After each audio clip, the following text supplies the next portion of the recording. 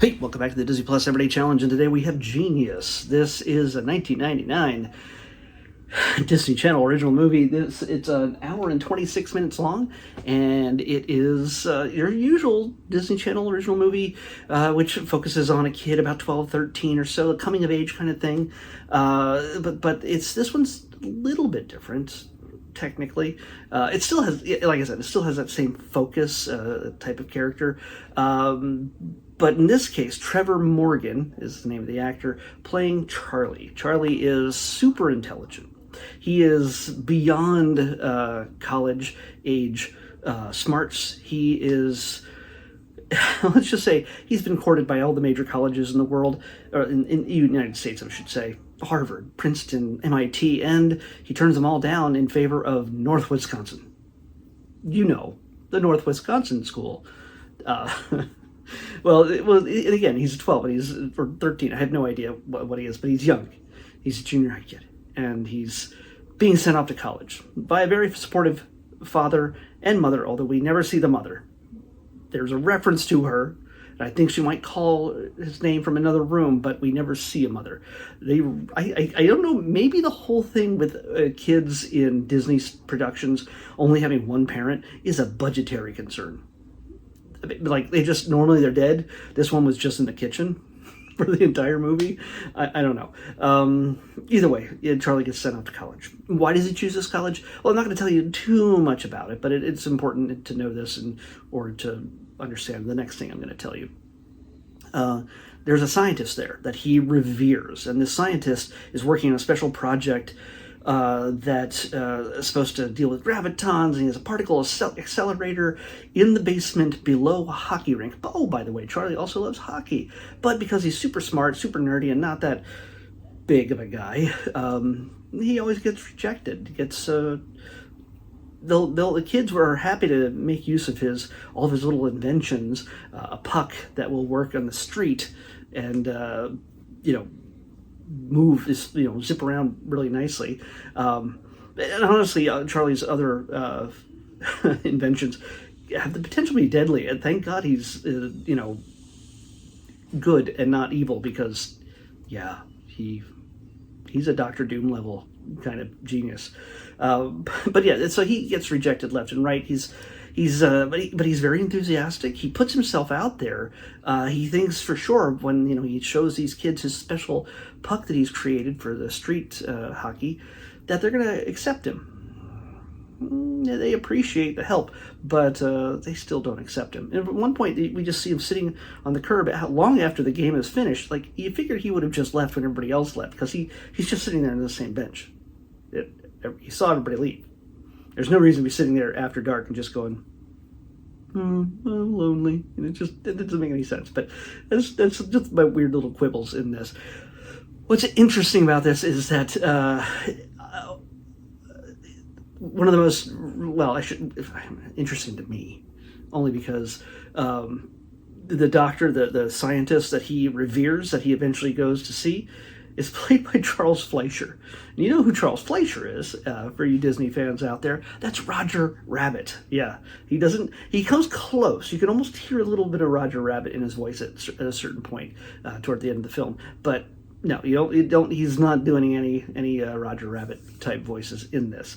But he is a kooky scientist. He's a little bit Doc Brownish, a little bit more stable, but he's a little strange. He has a sense of humor about himself, and he plays an actual good mentor to Charlie. And Charlie, he's no BS. He treats Charlie like an equal.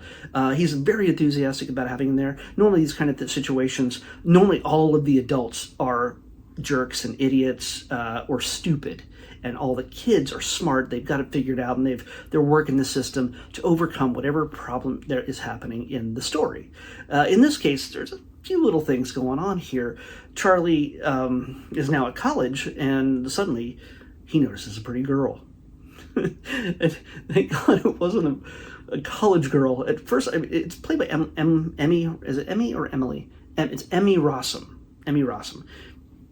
Pretty girl, but when you first see her, she's out skating, and she's also a good 6 inches to a foot taller than he is, especially on skates. So I couldn't tell if, due to the height difference, whether she was supposed to be much older than him or just taller, because girls grow up a little bit faster at that age. Thankfully, she is a middle school student. Otherwise, that would have made some really awkward things for kissing scenes. Yeah, there's kissing scenes. There's at least an attempted kiss and a real kiss at one point at two different points in the film. Anyway, so Charlie is a smart kid, as I said. He knows what's going on, but he's been shut down a number of times, and pretty easily, pretty quickly, because he's different, because he's a nerd. And he gets the idea that, well, in order to immediately get the girl in an environment that he's unfamiliar with, he's got to become something else. And it's not just like, normally these situations involve, I know science, and I'm going to take a potion and drink it, and suddenly I'm a Jekyll and Hyde, and I'm cool one moment. It's like an Urkel or Urkel kind of situation. I don't know which came first. Jeez. I'm pretty sure the Urkel thing came first. But yeah, so he's smart, and he's teaching a physics class in the college. That's part of his reason for them choosing him. He's like, he has to teach physics to kids, 8 years older than him.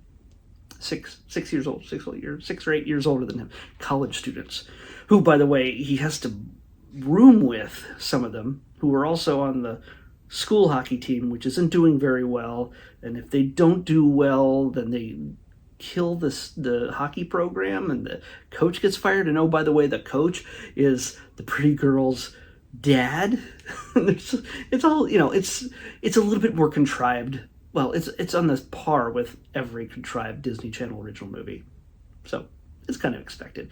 What I do appreciate in this, though, is the fact that Trevor, Emmy, Charles Fleischer, the main characters, and also even Mike, the guy who plays Mike, who's like his Mike McGregor is played by Yannick Bisson. All of them are acting way much better than what you'd expect for a Disney Channel original movie. The delivery of a lot of the humor, just the staging of some of the way the lines are presented, it's straight out of like sitcom pacing, and they're genuinely funny. Not kid funny, not fart joke funny, not let's do some sort of weird CGI thing that makes people, it's not a pranky funny kind of thing that's made to make kids giggle. It's genuinely good delivery. And like, there's certain things you expect from Disney Channel movies, and it's not necessarily great acting. Forgive me, but it's true. You're expecting good acting. You're expecting acting within just any production. But these guys, especially Trevor, the main character, he seems effortless. He doesn't seem like he's acting.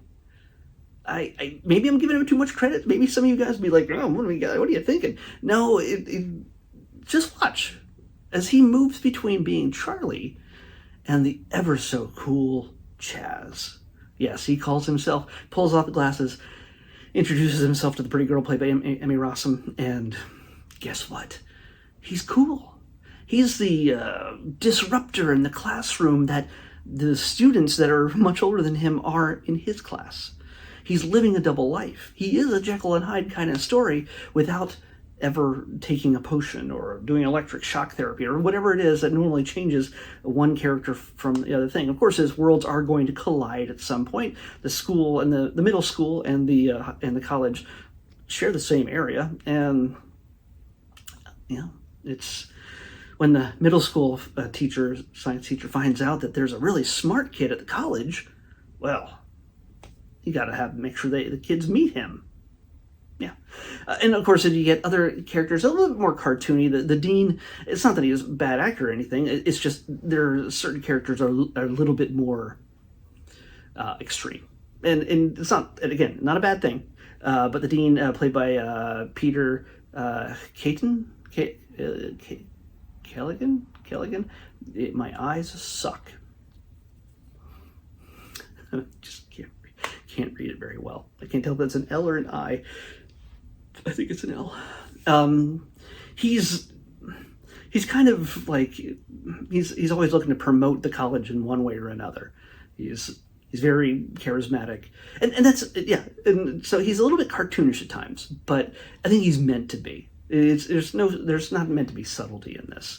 It looks like the actor's having fun, but again, Charlie switches between these personalities on the fly. He has confidence that normally when you're trying to promote the fact that the main character is a bit of a nerd and knows science out the wazoo and is uncomfortable or awkward in normal social situations, they don't just flip to confident lady killer on a whim.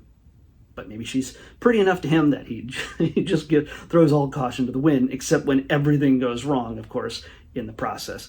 Is he a genius? Absolutely. Is he a genius in everything? Well, he tries to be, in love and science and everything else. But yeah, so this movie works as a solid story. Yeah, there's a little bit of a MacGuffin with the whole particle accelerator trying to find gravitons so they can defy gravity and make things float. Oh, and the science, the particle accelerator, the lab is underneath the ice rink, and of course you see some of the inventions he has are not real things, not things that exist, but it's fun. It's not. It's a story for kids. It's not meant to be overly realistic, because it wouldn't be that impressive if we already knew that these things existed and it's just a 12-year-old did it. Great, cool.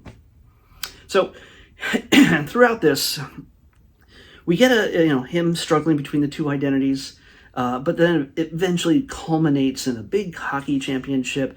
Will he be able to make amends or make friends with the people who are bullying him in college? Can he keep the attention or get the attention and the affection, hopefully, of the pretty girl back in middle school? And can he keep those two worlds apart for very long? That's all that stuff is going to go the way you expect it to go. Otherwise, you wouldn't have a story with multiple identities. One of the most contrived is this purple stuff that he uses, which again is not the thing that changes his personality, but helps disguise him in a very strange way. But it culminates without ruining everything. Science and hockey and everything else comes together, and then there's a whole sequence. I don't know. I guess like the third act kind of thing. Oh, when everybody, I'm not going to spoil. This is not spoiling anything. He's found out at some point that he's been lying to people. The two worlds collide. It's going to happen. This story would not exist without it. It's the way every single one of these stories goes. So, when it's the third act kind of thing where everything falls apart, or the end of the second act, I should say. The third act thing, everybody has to come together in order to save the day. And again, you know how it ends. But it doesn't mean it can't be fun along the way. It is, again, highly contrived. There is stuff early on. The CGI, of course, doesn't age well. That dancing skeleton with the remote control thing. Yeah. The ice rink cracking. No. But it's okay. It's a Disney Channel original movie budget. Yeah. We're not talking, mid-90s Disney animation Renaissance budget. Just so we're clear. So, so do I recommend this? Yeah. It's a kind of thing that no. If you're sitting alone at home as an adult and you've never seen this before, you're gonna go, this is not a great movie. It's just the way it is. But if it's something you grew up with, something you remember as a kid, you can revisit this, and it's actually not aged poorly. It's actually better than it deserves to be. Yeah, Maybe I'm just in a really good mood. I don't know. But yeah, watch it. I didn't know what to expect from it because, again, you know how once you know the premise, which I've told you, you know how it's going to go. There's no surprises in this. No big surprises, anyway. Again, the biggest surprise for me was just how well he performs and how everybody else is treated, acts like real people and not just characters in a silly comedy. It's hard to explain, but it doesn't really matter. Check it out, especially if it's something you grew up with. Let's pick tomorrow's episode and see if you grew up with that. 1 to 68. Come on. Oh my. We're really burning through these movies now. Wow, I thought I'd get a break. Because after all this time of just watching a documentary episode here or there, that's like 22 minutes long, maybe 44 minutes long, or a short, which is like 8 or 9 minutes long at most, now I'm just getting movies. Movies. And this is one of the biggest ones. This is probably one of the longest ones on Disney Plus right now. If I'm correct, yeah, I'm pretty sure I'm correct. It's one of the longest movies. Beyond Avengers Endgame and things like that. We're going to be watching Pirates of the Caribbean at World's End. I remember seeing this in the theaters, so it's going to be one of those things where I've actually seen it before, but I'm still going to watch it again because it's been a while. I think this is the last one in the series that they made so far. I don't know.